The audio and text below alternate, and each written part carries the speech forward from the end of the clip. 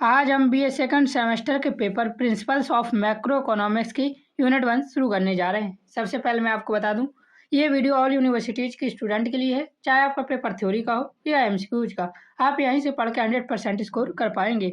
मैं आपकी थ्योरी इस प्रकार से करवाऊंगा कि सारे एमसीक्यूज उसी में कवर होंगे और प्रत्येक टॉपिक के बाद मैं मोस्ट रिपीटेड एमसीक्यूज को भी लूंगा, तो आप यहाँ से 100% स्कोर कर पाएंगे। थ्योरी भी मैं आपको इतने अच्छे तरीके से पढ़ाऊंगा कि आपकी सारी थ्योरी यहीं से कंप्लीट हो जाएगी।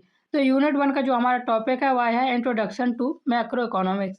मैक्रो इकोनॉमिक्स का परिचय, जिसमें हम what is macroeconomics, macroeconomics क्या है, मैक्रो और माइक्रो इकोनॉमिक्स का बनाम देखेंगे, स्कोप अर्थात मैक्रो इकोनॉमिक्स का स्कोप और इसकी लिमिटेशन, नेशनल इनकम इंट्रोडक्शन राष्ट्रीय आय का परिचय और जीडीपी कॉन्सेप्ट्स के बारे में देखेंगे। मैं आपको एक बात और बता दूं, ये बहुत छोटा टॉपिक है और छोटे टॉपिक होने के बावजूद भी यहाँ से सबसे ज़्यादा क्वेश्चन पूछ लिए जाते हैं। मतलब टॉपिक के हिसाब से यहाँ से बहुत ज़्यादा क्वेश्चन पूछे जाते हैं और सबसे ज़्यादा क्वेश्चन दूसरी और चौथी यूनिट से पूछे जाते हैं। तो इस पूरी वीडियो को एंड तक जरूर देखना। चैनल पर नया है तो चैनल को सब्सक्राइब कर लीजिए। पीडीएफ के लिए आप हमें टेलीग्राम पर मैसेज कर सकते हैं। तो चलिए शुरू करते हैं प्रिंसिपल ऑफ मैक्रो इकोनॉमिक्स की यूनिट 1 बिना देरी किए। आप 100% स्कोर करेंगे, गारंटी है। सबसे पहले देखते हैं प्रस्तावना। अर्थशास्त्र एक सामाजिक विज्ञान है जो मानव की असीमित आवश्यकताओं और सीमित संसाधनों के बीच संतुलन स्थापित करने का अध्ययन करता है। अध्ययन की सुविधा के लिए इसे दो मुख्य भागों में विभाजित किया गया है, सूक्ष्म अर्थशास्त्र और समष्टि अर्थशास्त्र। सूक्ष्म अर्थशास्त्र अर्थात माइक्रो इकोनॉमिक्स, समष्टि अर्थशास्त्र अर्थात मैक्रो इकोनॉमिक्स। माइक्रो इकोनॉमिक्स को हमने सेमेस्टर 1 में पढ़ा हुआ है और हम सेमेस्टर 2 में जो पढ़ते हैं वह है समष्टि अर्थशास्त्र। अब आगे देखिए दिया हुआ है, सूक्ष्म अर्थशास्त्र व्यक्तिगत आर्थिक इकाइयों जैसे उपभोक्ता और उत्पादक के व्यवहार का अध्ययन करता है। तो सूक्ष्म अर्थशास्त्र किसका अध्ययन करता है, तो उपभोग और उत्पादक के व्यवहार का अध्ययन करता है। जबकि समष्टि अर्थशास्त्र संपूर्ण अर्थव्यवस्था को एक इकाई के रूप में लेकर उसके सामूहिक व्यवहार का विश्लेषण करता है। आधुनिक समय में बेरोजगारी, मुद्रास्फीति और आर्थिक विकास जैसी समस्याओं को समझने के लिए समष्टि अर्थशास्त्र अर्थात मैक्रो इकोनॉमिक्स का महत्व अत्यधिक बढ़ चुका है। यहाँ से एक एमसीक्यू भी देखिए जो कि पेपर में कई बार रिपीट हुआ है।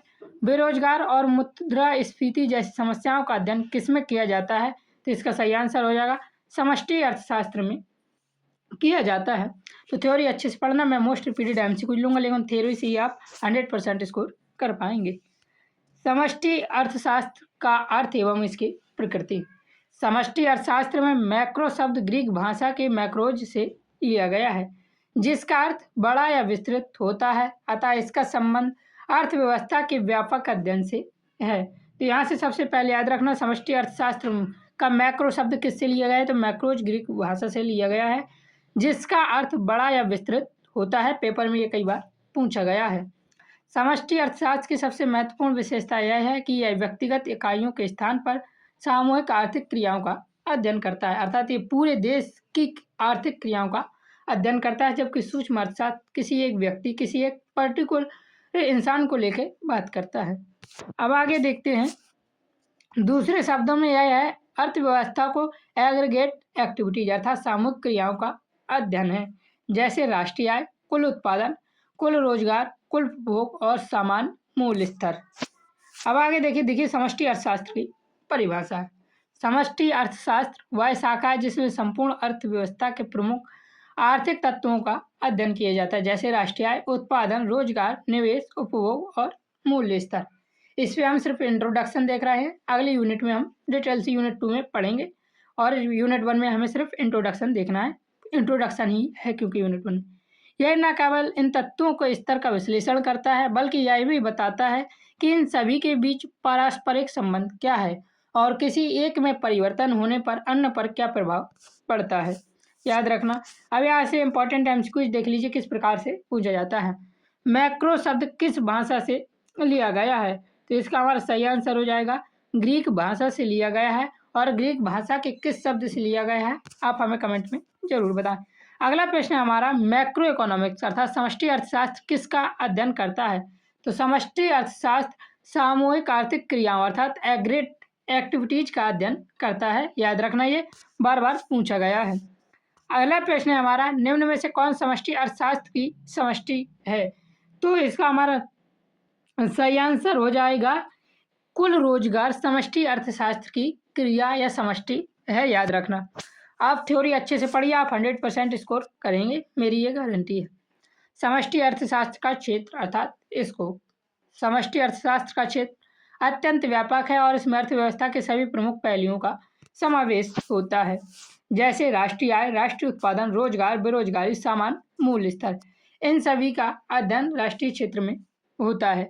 राष्ट्रीय आय का अध्ययन यह बताता है कि किसी देश में एक वर्ष के दौरान कितनी आय उत्पन्न हुई। तो राष्ट्रीय आय क्या बताता है?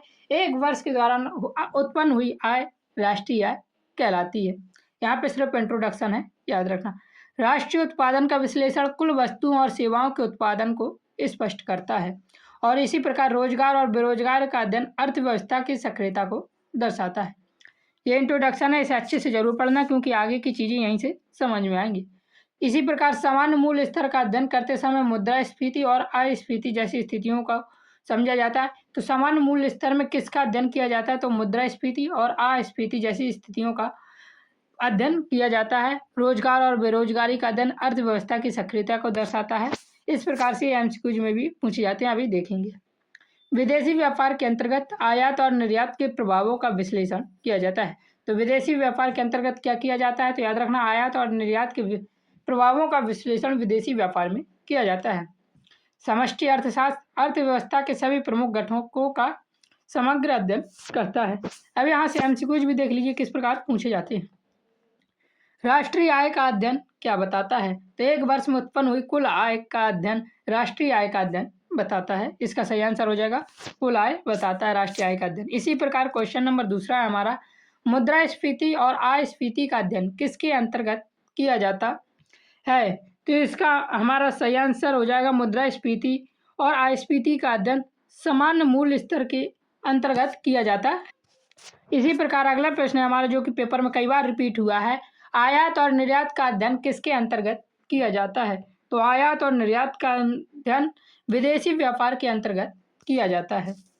आप यहाँ से पूरी पढ़ना जरूर, आप 100% स्कोर करेंगे, याद रखना। समष्टि अर्थशास्त्र की विभिन्न शाखाएं अर्थव्यवस्था के अलग अलग पहलुओं को स्पष्ट करती है। इसकी कुछ शाखाएं हैं अर्थात इसके कुछ सिद्धांत हैं, उन्हीं को समष्टि अर्थशास्त्र की शाखाएं कहा गया है और वही अलग अलग पहलुओं को स्पष्ट करती है। और कौन सी चीज़ में हमें क्या देखना है ये देखेंगे और एमसीक्यूज भी यहीं से भर भर के पूछेगा। यह पहला है हमारा कीमतों का सिद्धांत। कीमतों का सिद्धांत समान मूल्य स्तर और उसके उतार चढ़ाव का अध्ययन करता है। याद रखना, कीमतों का सिद्धांत किसका अध्ययन करता है? तो मूल्य स्तर और मूल्य के उतार चढ़ाव का अध्ययन कीमतों का सिद्धांत करता है। इसी प्रकार आय एवं रोजगार का सिद्धांत यह बताता है कि अर्थव्यवस्था में आय और रोजगार का स्तर किस प्रकार निर्धारित होता है। तो आय एवं रोजगार का सिद्धांत क्या बताता है? अर्थव्यवस्था में आय और रोजगार का स्तर किस प्रकार निर्धारित होता है, यह आय एवं रोजगार के सिद्धांत पर देखते हैं। इसी प्रकार आर्थिक विकास का सिद्धांत दीर्घकालीन आर्थिक प्रगति और विकास के कारकों का विश्लेषण करता है। इन सभी शाखाओं को मिलाकर समष्टि अर्थशास्त्र का पूर्ण स्वरूप निर्मित होता है। आगे देखिए यहाँ से एमसीक्यू जो कि पेपर में कई बार रिपीट हुए हैं। सामान्य मूल्य स्तर का अध्ययन किस शाखा में किया जाता है? तो क्या है, कीमतों के सिद्धांत के अंतर्गत सामान्य मूल्य स्तर का अध्ययन किया जाता है, याद रखना। सभी से पूछा जाता है इसलिए थ्योरी को अच्छे से जरूर पढ़ें। आय एवं रोजगार का सिद्धांत किसका अध्ययन करता है? तो आय एवं रोजगार का सिद्धांत आय और रोजगार स्तर का अध्ययन करता है। इसी प्रकार अगला प्रश्न है हमारा एमसीक्यूज में, दीर्घकालीन आर्थिक प्रगति का अध्ययन किसमें किया जाता है? तो इसका हमारा सही आंसर क्या हो जाएगा? आर्थिक विकास सिद्धांत में दीर्घकालीन आर्थिक प्रगति का अध्ययन किया जाता है। अब देखिए सूक्ष्म एवं समष्टि अर्थशास्त्र का संबंध। सूक्ष्म बनाम समष्टि अर्थशास्त्र। सूक्ष्म और समष्टि अर्थशास्त्र परस्पर पूरक है। सूक्ष्म स्तर पर लिए गए निर्णय ही समष्टि स्तर को प्रभावित करते हैं। यहाँ पे देखिए जो पेपर में बार बार पूछा गया है एमसीक्यू और थ्योरी में भी, अर्थशास्त्र शैमुलियन के अनुसार यदि कोई व्यक्ति केवल सूक्ष्म या केवल समष्टि अर्थशास्त्र को समझता है तो उसकी समझ अधूरी होती है। ये कथन किसका है? तो ये कथन है अर्थशास्त्र सैमुअल्सन का। ये कथन है, उन्होंने क्या कहा था, यदि कोई व्यक्ति केवल सूक्ष्म या केवल समष्टि अर्थशास्त्र को समझता है तो उसकी समझ अधूरी। अर्थात उनके कहने का मतलब था सूक्ष्म और समष्टि अर्थशास्त्र दोनों को समझना जरूरी है और ये एक दूसरे के परस्पर पूरक हैं। इससे यह स्पष्ट होता है कि दोनों का संयुक्त अध्ययन आवश्यक है और हमें सूक्ष्म और समष्टि दोनों अर्थशास्त्र को समझना जरूरी है। अब इसी प्रकार आगे देखिए आर्थिक समष्टियाँ, इकोनॉमिक्स एग्रीड्स। समष्टि अर्थशास्त्र में जिन प्रमुख समष्टियों का अध्ययन किया जाता है उनमें राष्ट्रीय आय, कुल उपभोग और समान मूल्य स्तर शामिल हैं। ये सभी सामूहिक आर्थिक गतिविधियों के संकेत हैं और अर्थव्यवस्था की वास्तविक स्थिति को दर्शाते हैं।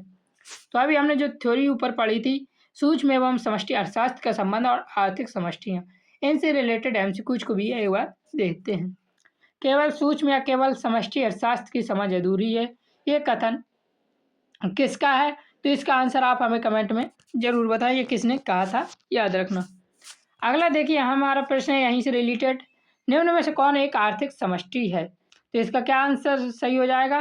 निम्नलिखित में से कौन आर्थिक समष्टि है? तो कुल उपभोग, राष्ट्रीय आय और समान मूल्य स्तर, ये तीनों ही आर्थिक समष्टि के अंतर्गत आते हैं। अब देखिए नेशनल इनकम का परिचय। यहाँ पे सिर्फ हम इंट्रोडक्शन देख रहे हैं, आगे की यूनिट समझने से पहले इंट्रोडक्शन यूनिट 1 पढ़ना जरूरी है, इसलिए इसे अच्छे से तैयार करके आए, नहीं तो आपको आगे की वीडियो में समझ में नहीं आएगा। तो ये जरूर पढ़ लें। यूनिट 2 से सबसे ज़्यादा एमसीक्यूज पूछे जाते हैं, यूनिट 2 भी जरूर देखना। यूनिट 4 से और सबसे ज़्यादा एमसीक्यूज पूछे जाते हैं। यूनिट 1, यूनिट 2, यूनिट 4 बहुत इंपॉर्टेंट, बहुत बहुत बहुत। इन्हीं से पढ़ के आप 80%, 60 से 70, 80% तक स्कोर कर सकते हैं। अब देखिए राष्ट्रीय आय, नेशनल इनकम। राष्ट्रीय आय वह कुल आय है जो किसी देश में एक निश्चित अवधि, सामान्यतः एक वर्ष के दौरान उत्पादित वस्तुओं और सेवाओं से प्राप्त होती है। यह किसी देश की आर्थिक प्रगति का प्रमुख मापक है। राष्ट्रीय आय में मजदूरी, ब्याज, किराया और लाभ सभी शामिल होते हैं। यह विशेष रूप से ध्यान रखने योग्य तथ्य है कि लाभ राष्ट्रीय आय का एक महत्वपूर्ण भाग है, याद रखना। इसी प्रकार राष्ट्रीय आय का वास्तविक और शुद्ध माप शुद्ध राष्ट्रीय उत्पाद 8 फैक्टर कोस्ट माना जाता है। तो एनएनपी कहते हैं। तो राष्ट्रीय आय की वास्तविक और शुद्ध माप को क्या कहते हैं? तो शुद्ध राष्ट्रीय उत्पाद, एनएनपी, नेट नेशनल प्रोडक्ट, याद रखना। अब देखिए राष्ट्रीय आय के विभिन्न रूप हैं जिसको हम यूनिट 2 में डिटेल से देखेंगे। जीडीपी, जीएनपी, एनएनपी, एनडीपी, गिसावट, डिप्रिसिएशन और जो भी चीज़ें हैं इनको हम यूनिट 2 में अच्छे से देखेंगे। यहाँ पे इसका इंट्रोडक्शन है, इंट्रोडक्शन जरूर देखिए। राष्ट्रीय आय को विभिन्न रूपों में व्यक्त किया जाता है, जैसे सकल घरेलू उत्पाद, आपने नाम सुना होगा जीडीपी का बार बार। ऐसे यह कुल उत्पादन को दर्शाता है जो किसी देश की सीमाओं के भीतर होता है। इसी प्रकार सकल राष्ट्रीय उत्पाद जीएनपी में देश के नागरिकों द्वारा विदेशों में अर्जित आय भी शामिल होती है। तो जीडीपी में क्या होता है? सकल घरेलू उत्पाद। जीएनपी में देश के नागरिकों द्वारा विदेशों में अर्जित आय भी शामिल होती है। इसी प्रकार जब इनमें से घिसावट अर्थात डिप्रिसिएशन घटाई जाती है तो शुद्ध राष्ट्रीय उत्पाद और शुद्ध घरेलू उत्पाद प्राप्त होता है। जब जीडीपी से घिसावट घटाई जाएगी तो शुद्ध राष्ट्रीय उत्पाद, और जब जीएनपी से घिसावट घटाई जाएगी तब एनडीपी अर्थात शुद्ध घरेलू उत्पाद सामने आता है। नहीं, देखिए सकल घरेलू उत्पाद से घिसावट घटाने पर शुद्ध घरेलू उत्पाद प्राप्त होता है और राष्ट्रीय उत्पाद में से घिसावट घटाने पर शुद्ध राष्ट्रीय उत्पाद प्राप्त होता है। पहले मैंने उल्टा बोल दिया था, उसको थोड़ा ध्यान रखना। आगे देखिए एनएनपी प्राप्त होता है। इसी प्रकार शुद्ध घरेलू उत्पाद एनडीपी भी जीडीपी में से घिसावट घटाकर प्राप्त होती है। याद रखना, इसे हम डिटेल से पढ़ेंगे अगली यूनिट में। तो अगली यूनिट पढ़ना बिल्कुल भी ना बोलें, सबसे ज़्यादा एमसीक्यू उसी से आपको मिलेंगे। जीडीपी का संबंध किससे है? तो जीडीपी का संबंध घरेलू उत्पादन से है, याद रखना। यहाँ से थोड़े थोड़े एमसीक्यू। जीएनपी में क्या अतिरिक्त रूप से शामिल किया जाता है? तो जीएनपी में अतिरिक्त रूप से विदेशों से अर्जित आय को शामिल किया जाता है और घटाया किया जाता है। तो याद रखना विदेशियों कंपनियों द्वारा अर्जित आय भारत में वो घटाई जाती है जीडीपी में से। अगला प्रश्न है हमारा, जीडीपी में से घिसावट घटाने पर क्या प्राप्त होता है? जब जीडीपी में से घिसावट घटाते हैं तो एनडीपी भी प्राप्त होता है, याद रखना। ऐसे हम डिटेल से पढ़ेंगे अगली यूनिट में। अगली यूनिट जरूर देखना, मैं आपसे बार बार कह रहा हूँ 100% स्कोर करने के लिए आपको वो वीडियो देखना जरूरी है। अब देखिए केन्स का योगदान। समष्टि अर्थशास्त्र के आधुनिक स्वरूप का विकास श्रेय जॉन मैनार्ड केन्स को जाता है, याद रखना। वेरी वेरी इंपॉर्टेंट है और ये इस यूनिट का सबसे इम्पोर्टेंट टॉपिक है। इनकी प्रसिद्ध कृति the general theory of employment, interest and money ने अर्थशास्त्र में क्रांतिकारी परिवर्तन किया। तो याद रखना केन्स की प्रसिद्ध कृति कौन सी है, तो the general theory of employment, interest and money Keynes की एक प्रसिद्ध कृति है। ये याद रखना पेपर में बार बार पूछा गया है। केन्स ने यह सिद्ध किया कि अर्थव्यवस्था में रोजगार का स्तर प्रभावी मांग पर निर्भर करता है। उन्होंने यह भी कहा कि सरकार को आर्थिक गतिविधियों में सक्रिय भूमिका निभानी चाहिए, विशेषकर मंदी और बेरोजगारी की स्थिति में। उन्होंने अपने विश्लेषण में तुलनात्मक स्थैतिक विधि का उपयोग किया। उन्होंने ना तो शुद्ध स्थैतिक विधि का उपयोग किया है और ना ही गतिशील विधि का उपयोग किया है। तो याद रखना केन्स ने अपनी जो विश्लेषण है उसमें किस विधि का उपयोग किया है, तो तुलनात्मक स्थैतिक विधि अर्थात कॉम्परेटिव स्टैटिक मेथड का उपयोग किया है। ये पेपर में बहुत इंपॉर्टेंट है, आपकी थ्योरी में भी इम्पोर्टेंट है। अगला प्रश्न है हमारा, यहाँ से आपकी यदि थ्योरी का पेपर है तो आपके यहाँ से शॉर्ट क्वेश्चन ही पूछे जाएंगे, लॉन्ग क्वेश्चन अगली यूनिट 2 से पूछे जाते हैं। अब देखिए राष्ट्रीय आय की परिभाषा है। राष्ट्रीय आय को विभिन्न अर्थशास्त्रियों ने अलग अलग आधारों पर परिभाषित किया है। फिशर ने इसे उपभोग के आधार पर परिभाषित किया, जबकि पीगू ने उत्पादन के आधार पर परिभाषित किया है। तो राष्ट्रीय आय को उपभोग के आधार पर किसने परिभाषित किया, तो याद रखना फिशर ने, और उत्पादन के आधार पर पीगू ने परिभाषित किया है। पीगू की जो परिभाषा है वह अधिक व्यवहारिक, यथार्थ और उपयोगी मानी जाती है, क्योंकि यह उत्पादन के आधार बनाकर राष्ट्रीय आय का मापन करती है। तो ये यहाँ से याद रखना, फिशर ने उपयोग के आधार पर, पीगू ने उत्पादन के आधार पर, और सबसे व्यवहारिक परिभाषा जो कि मानी जाती है वह पीगू की मानी जाती है राष्ट्रीय आय की परिभाषा में, क्योंकि इसने उत्पादन को आधार बनाकर राष्ट्रीय आय का मापन किया है। अब यहाँ से एमसीक्यूज भी देख लीजिए कैसे पूछे जाते हैं। समष्टि अर्थशास्त्र के आधुनिक स्वरूप का श्रेय किसको दिया जाता है, तो ये तो अब आप सभी लोग बता देंगे, तो इसका आंसर आप हमें कमेंट में बता सकते हैं। तो समष्टि अर्थशास्त्र के जो आधुनिक स्वरूप का श्रेय दिया जाता है उसको आपको बताना है, जो कि मैंने यहाँ पे आपको ऊपर बताया हुआ था, याद रखना। अगला प्रश्न हमारा दिया हुआ, केन्स के अनुसार रोजगार का स्तर किस पर निर्भर करता है, तो इसका हमारा सही आंसर हो जाएगा केन्स के अनुसार रोजगार का स्तर प्रभावी मांग पर निर्भर करता है, याद रखना। अगला प्रश्न हमारा, राष्ट्रीय आय को उत्पादन के आधार पर किसने परिभाषित किया है, मैंने आपको अभी बताया राष्ट्रीय आय की परिभाषा में राष्ट्रीय आय को उत्पादन के आधार पर किसने परिभाषित किया था, तो पीगू ने परिभाषित किया था। अगला प्रश्न, अब देखिए हमारे एमसीक्यूज यहाँ से खत्म हुई, इसका कंक्लूजन देखते हैं। यूनिट 1 खत्म होगी, यूनिट 2 आपका थोड़ा बड़ा होगा, लेकिन आपका पेपर चाहे थ्योरी का हो या एमसीक्यूज का, वो वीडियो जरूर देखना। पीडीएफ के लिए आप हमें टेलीग्राम पर मैसेज कर सकते हैं, पीडीएफ पेड है, फ्री में नहीं है, इसलिए फ्री में के लिए बिल्कुल भी मैसेज करके परेशान ना करें। तो निष्कर्ष देख लेते हैं, चलिए। समष्टि अर्थशास्त्र आधुनिक अर्थव्यवस्था के अध्ययन का एक महत्वपूर्ण उपकरण है। यह राष्ट्रीय आय, उत्पादन, रोजगार और मूल्य स्तर जैसी तत्वों का समग्र विश्लेषण करके अर्थव्यवस्था की वास्तविक स्थिति को स्पष्ट करता है। केन्स के योगदान ने इसे व्यवहारिक और उपयोगी विषय बना दिया है, जो आज आर्थिक नीतियों के निर्माण में केंद्रीय भूमिका निभाता है। तो इस प्रकार ये आपका कंक्लूजन हुआ। चैनल पर नए हैं तो सब्सक्राइब जरूर करना, पीडीएफ के लिए टेलीग्राम पर मैसेज जरूर कीजिए। जय हिंद, जय भारत, राधे राधे।